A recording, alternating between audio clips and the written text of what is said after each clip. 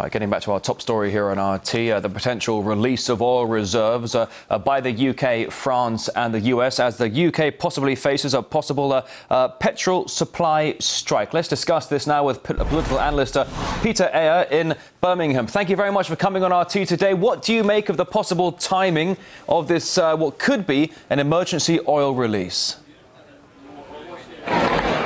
Obvious that this is has got a political overtone with the up-and-coming elections in the next 12 months on either side.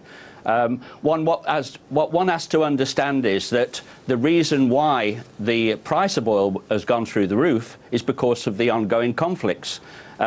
You know, of late, Obama and Netanyahu were threatening action against Iran. That all came to nothing.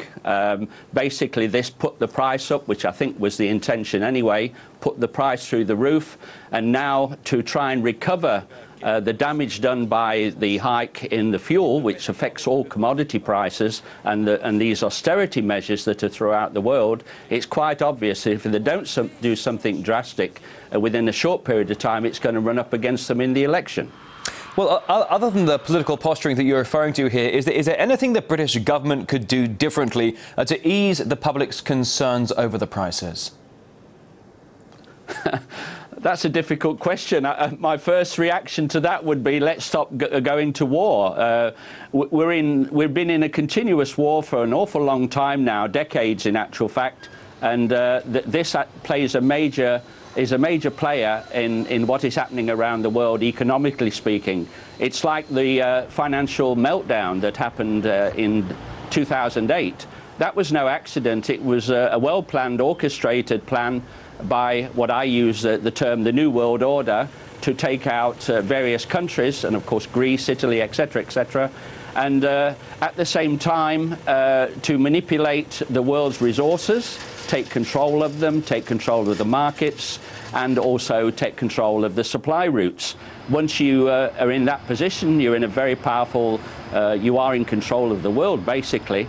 So I don't think we've seen this bottom out yet. I think there's going to be another financial tsunami that will affect probably Europe more than anywhere else.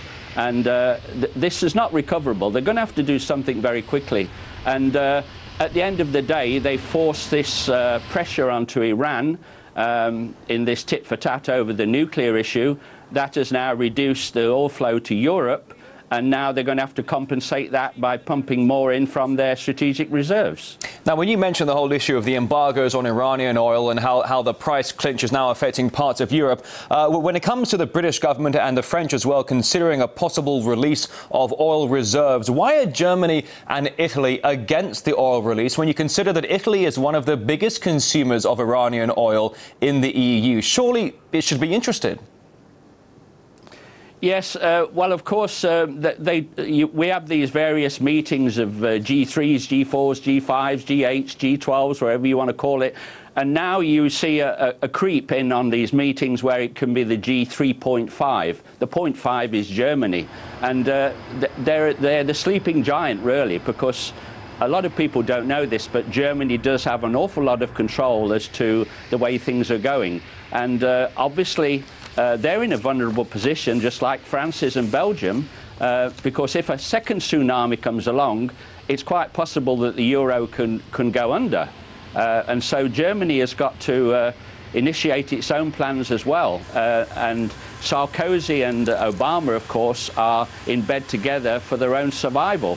If Obama loses power and Sarkozy loses power, then this really affects their master plan, which I keep referring to. Political analyst Peter Eyre, live from Birmingham. Thank you for coming on RT today. Thank you. Bye-bye.